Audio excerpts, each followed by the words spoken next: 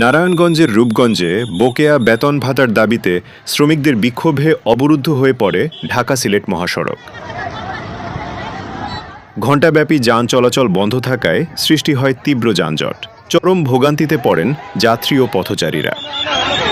বুধবার দুপুরে তারাবো পৌরসভার যাত্রামুড়া এলাকায় অবস্থিত নোবেল কটন স্পিনিং মিলস লিমিটেডের সামনে এ ঘটনা ঘটে। শ্রমিকদের অভিযোগ, কারখানাটিতে প্রায় 7 শতাধিক শ্রমিক কাজ করেন।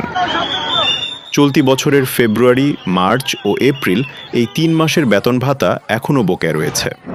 আমরা নোবেল কটন স্পিনিং মিলে কাজ করি, আমাদের 3 মাসের বকেয়া বেতন দেওয়া হয় না। 4 মাস চলতেছে, তারপরও বেতন দিচ্ছে না। আমরা কি কাজ করে অপরাধ করেছি? আমরা কি এই মিলে কাজ করে কোনো অপরাধ করেছি? মালিক পক্ষ আগে থেকে জানাই কেন দিল না যে তুলা আসবে না, তোমরা অন্য চেষ্টা করো, যখন তুলা আনতে পারবো তখন তোমরা এসে কাজ করো। আমরা সেই ব্যবস্থায় করতাম। আমরা অন্যান্য মেলে লাগেও গেছি, তারপরও আমাদের বেতন দিবে বইলা নিয়ে আসছে ফোন করে করে আমাদের সুপারভাইজারটা। তা আমাদের কি আশাটা অপরাধ হয়ে গেছে? এই অপরাধের আমরা জবাব চাই যে আমরা কি অপরাধ করছি কাজ করে। বারবার আশ্বাস দেওয়া হলেও বেতন পরিশোধ না হওয়ায় শ্রমিকদের জীবনে নেমে এসেছে চরম সংকট। অনেকেই ঠিকমতো খাবার জোগাড় করতে পারছেন না। স্থানীয় দোকানদাররা বাকিতে পণ্য দিচ্ছেন না। বাড়িওয়ালারাও ভাড়ার জন্য চাপ দিচ্ছেন। সকালে কাজে যোগ না দিয়ে শ্রমিকরা বকেয়া পরিশোধের দাবিতে আন্দোলনে নামেন। এখন মাসের 6 তারিখ, আজকে বেতন দেওয়ার ডেট।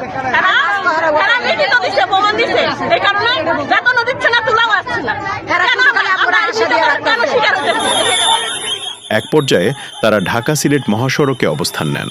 ফলে সড়কের উভয় পাশে যান চলাচল বন্ধ হয়ে যায় এবং সৃষ্টি হয় দীর্ঘ যানজট। খবর পেয়ে পুলিশ ঘটনাস্থলে পৌঁছে শ্রমিক ও মালিক পক্ষের সঙ্গে আলোচনা করে পরিস্থিতি নিয়ন্ত্রণে আনে।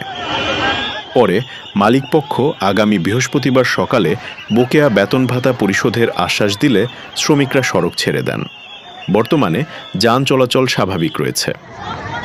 তবে শ্রমিকদের হুঁশিয়ারি, দ্রুত বকেয়া পরিশোধ না হলে তারা আবারও আন্দোলনে নামবেন।